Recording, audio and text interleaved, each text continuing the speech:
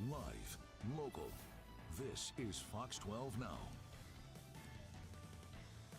Everyone, this is Fox 12 Now. I'm Greg Nibbler. Thank you for joining us. That right there, what we are looking at is no, not in England. That is Stonehenge, but it's in Washington. It's in the state of Washington. We're going to be talking about that here coming up on this segment. So I want to say thank you to everybody for joining us. We are live streaming here out of the Fox 12 Oregon newsroom as we do every weekday, starting around 1 p.m. and going throughout the afternoon and covering a wide range of topics here on this show.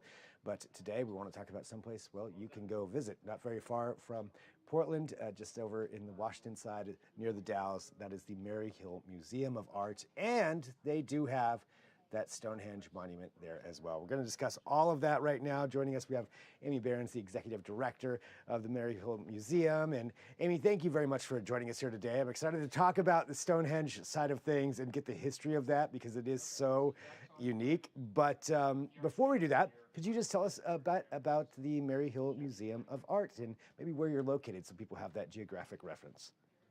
Absolutely. Thank you so much for having me on, Greg. Maryhill Museum of Art is located about 2 hours east of Portland. Some people say we're in the middle of nowhere. We always say we're in the center of everywhere. In fact, we are one of Washington State's and Columbia Gorge's most visited institutions and visitor attractions, and our art museum is celebrating 85 years of being open to the public this year. 85 years, that's pretty incredible. And for people who are visiting there, you know, what's the experience like going to the Maryhill Museum of Art?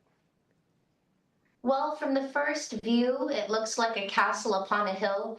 The Beaux-Arts structure was designed by road builder and entrepreneur Sam Hill between 1914 and 1917. And it has a pretty illustrious past with 4 co-founders, 3 of them the same women who were involved in the building of the Legion of Honor Museum and Palace in San Francisco, California. Maryhill Museum of Art has a diverse collection with textiles, paintings, sculptures, indigenous art, chess sets from around the world, and it covers many centuries. It's just an experience unlike anything else. We also are surrounded by a beautiful museum campus with outdoor art and river views. Yeah, I mean, just that location alone, I mean, the gorge is so beautiful, but then being up there on that hill, and we're going to show some more of that going forward here. But let's talk about one of the other aspects there, and that is the Stonehenge Monument. And we do have some videos of that, but can you tell us just some of the history of how this came to be there in the Columbia River Gorge? Yes.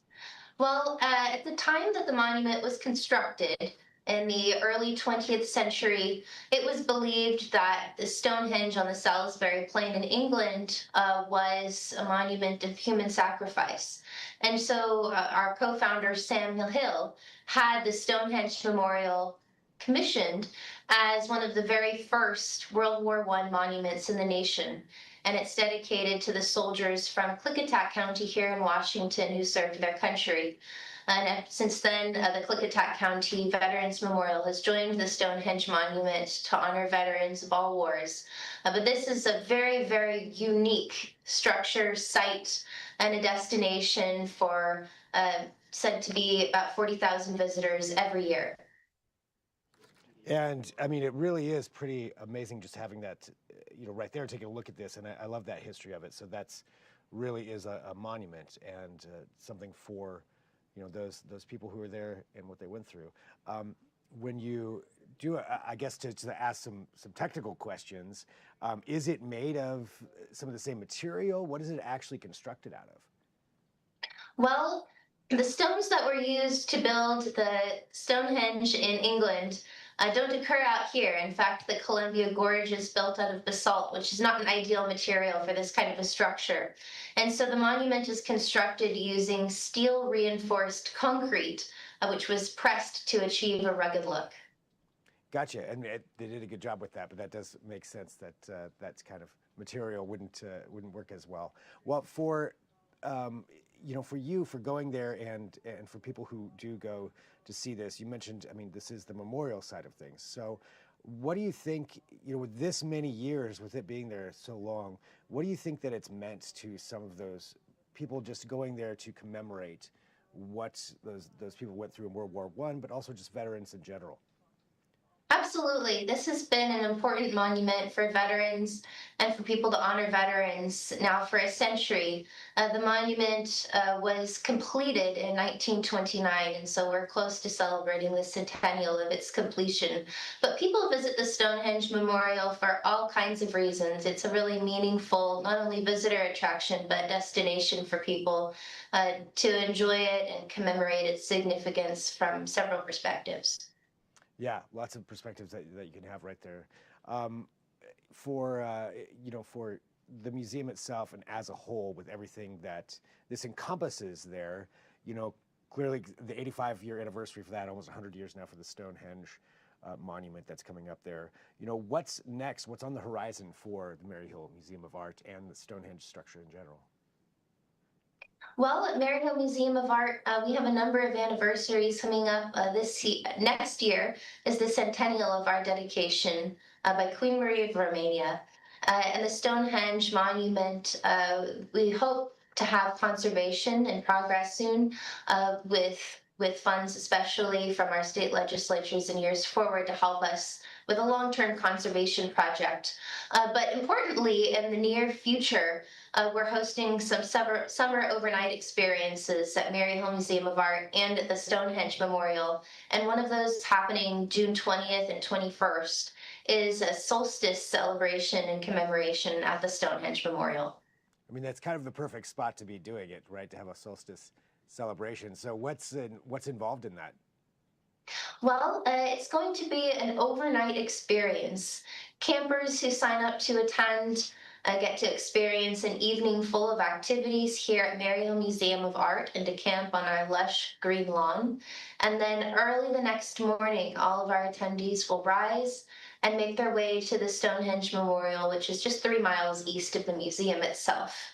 The ceremony is going to be very participatory. We want people to be involved. This is something that the solstice is something that people have celebrated and commemorated at Stonehenge for decades. And so the museum is really taking ownership of this way that people honor interacting with the Stonehenge Memorial. Trout Lake Abbey with Reverend Kirk of the monastery and the abbey will be involved. But this is really an inclusive celebration. We want everyone to feel welcome to attend, to participate in intention setting for the year, and really to honor the culturally significant, across many cultures, traditions of the solstice of awakening and abundance.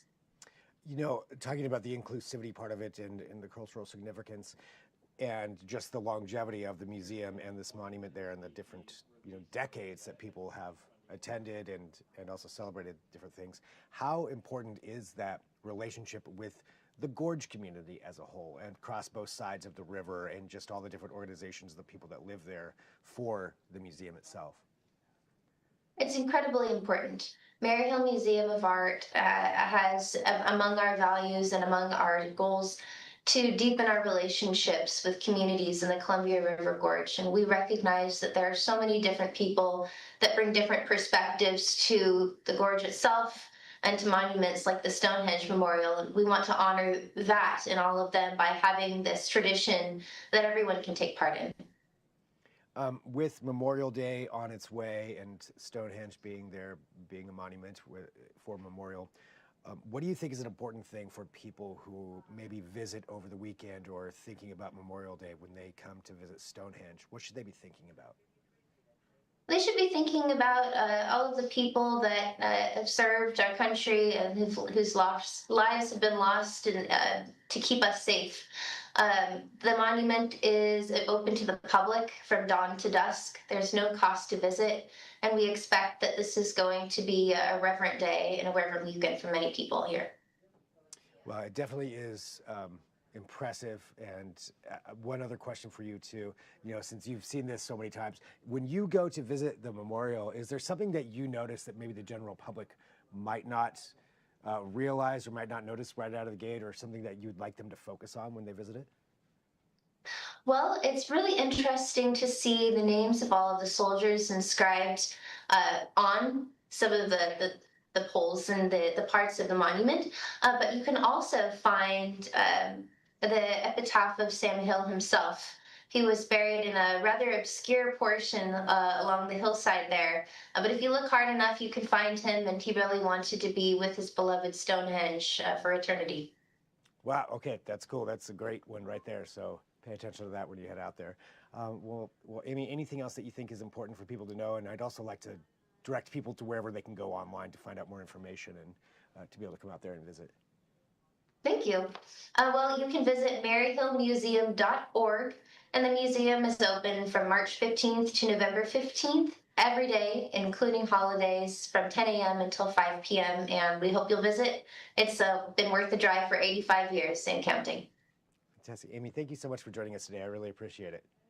Thank you very much for having me. And for everybody watching, again, we are live streaming here from the Fox 12 Oregon newsroom, as we do every weekday, and we cover a wide range of topics, including getting to have these conversations like that, a little longer form conversation, more in depth. And if you have an idea for a segment, feel free to send me an email, fox12now@kptv.com. Let me know what that is, and we'll see if we can make something happen. But anytime between 1 p.m. and 4 p.m., this is the place to go. Feel free to share these segments. And if there's ever breaking news during that time, this is also a good place. So whatever platform you're seeing me on, good job. Thank you for being here. Feel free to share these, and don't forget to download that Fox 12 Oregon app. All right, we'll talk to you soon. I'm Greg Nibbler. This is Fox 12 Now.